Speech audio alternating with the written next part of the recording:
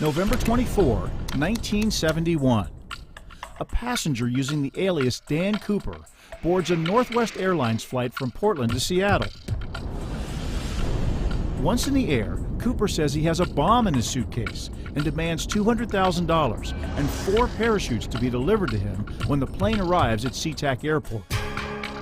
FBI agents give Cooper the parachutes and a bag with the cash, and Cooper tells the flight crew to refuel the plane and fly to Mexico. When the plane is airborne again, Cooper has the crew lower the aft staircase, a unique feature of the Boeing 727. The crew, huddled in the plane's cockpit, believes Cooper jumped with the money and 2 parachutes from the rear stairs before the plane left Washington airspace.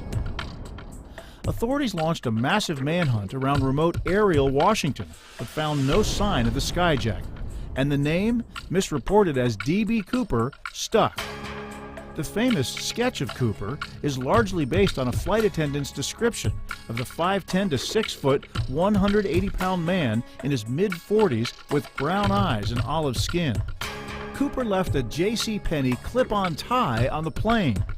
The FBI lifted a partial DNA sample from the tie, but have never linked it to any suspects in the case. 8 years after the skyjacking, a boy in Vancouver, Washington, playing along the Columbia River, found $5,800 of Cooper's ransom money buried in the sand along the shore. Was it buried there, or did it drop out of Cooper's bag during the free fall? The FBI could never be sure. In the nearly 50 years since Cooper's leap, the FBI has investigated thousands of leads. Amateur sleuths have come forward with their theories, but all have resulted in dead ends. The Seattle office of the FBI officially closed the Cooper case in July of 2016, saying there isn't anything new out there. But the mystery of what happened to D.B. Cooper remains.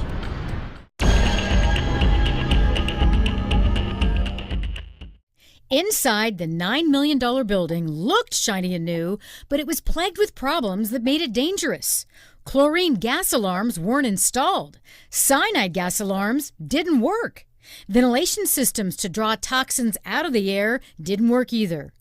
Giant holding tanks with hazardous materials overflowed and spilled, and the pipes transferring those toxins leaked over and over. The place was a mess.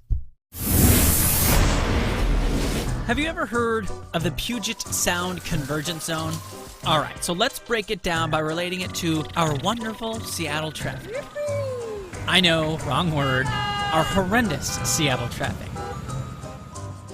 Think of commuters traveling north on I-5 and I-405. Traffic gets split up down south, then meets again to the north, near Linwood. This convergence can cause backups and delays. The same thing happens with the wind.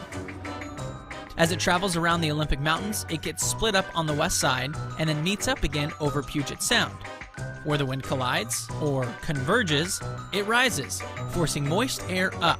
The air cools, and the moisture turns to rain. All the while, other areas stay dry. So there you have it, the Puget Sound Convergence Zone.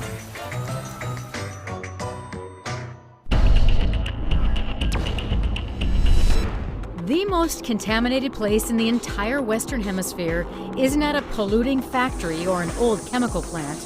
It's right here in Washington State, the Hanford nuclear site. It's where, in 1944, the federal government started producing plutonium for the Manhattan Project, the country's secret nuclear program.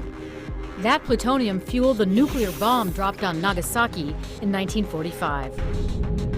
Production continued for 45 years. It lasted throughout the Cold War as the U.S. and Soviet Union threatened each other with stockpiles of nuclear warheads. During that time, 2.3 trillion gallons of radioactive waste was released right into the soil. In 1989, production stopped and cleanup began. Hanford was officially the country's biggest and most toxic nuclear dump. Worst of all, 56 million gallons of liquid waste buried in underground tanks. They're holding a lethal cocktail of cancer-causing radioactive material and nasty chemicals. The tanks are now leaking. More than 1 million gallons of waste has already escaped into the soil and is headed toward the Columbia River. That could kill wildlife, ruin irrigation for farmers, and eventually reach our food supply. The worst threat at Hanford? A hydrogen buildup inside a tank could lead to an explosion, spewing radioactive materials across a 3-state area. It's the federal government's responsibility to clean up Hanford, but it's taking much more time and money than ever imagined. It could last into the 2080s and cost taxpayers $100 billion or more, with no guarantee it will work. The closures caused an employment crisis. 80% of the town's manufacturing jobs were wiped out. This is the High School Sports Blitz.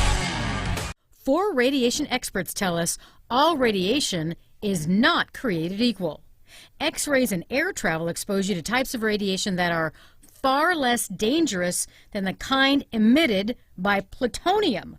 Plutonium gives off what's called alpha radiation, the most dangerous and destructive kind to have in your body. If you had 6 days to pack 1 bag and leave your home for an unknown length of time, what would you take? And what would you leave behind? That was the situation for some 120,000 Americans of Japanese ancestry during World War II. With the stroke of a pen, President Franklin Roosevelt signed Executive Order 9066. It allowed the Army to remove people of Japanese ancestry from the West Coast. The Army said they posed a military threat.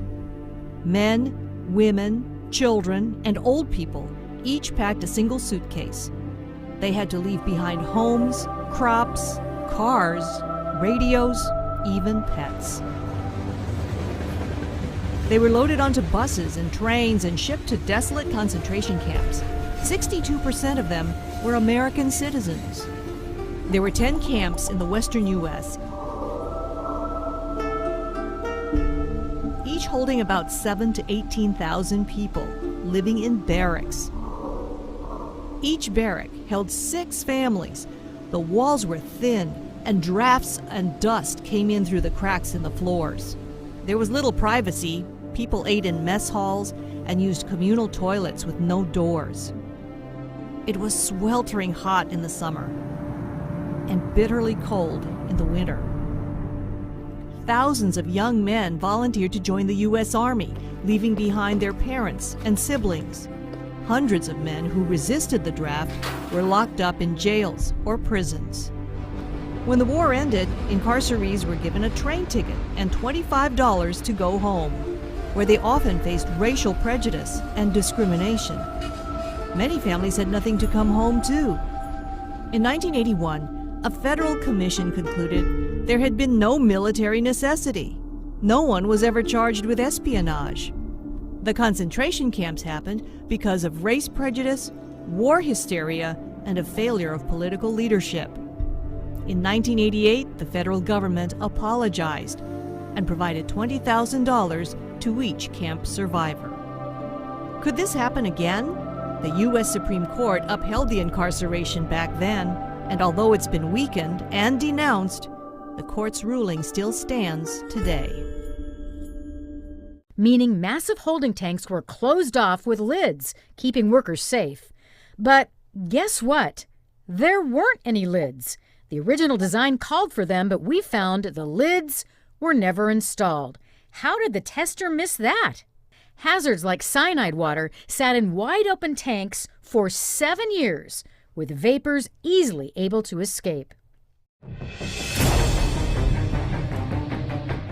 Based on photographs, the first half of the train leaves the curved track going straight, the locomotive ending up on I-5.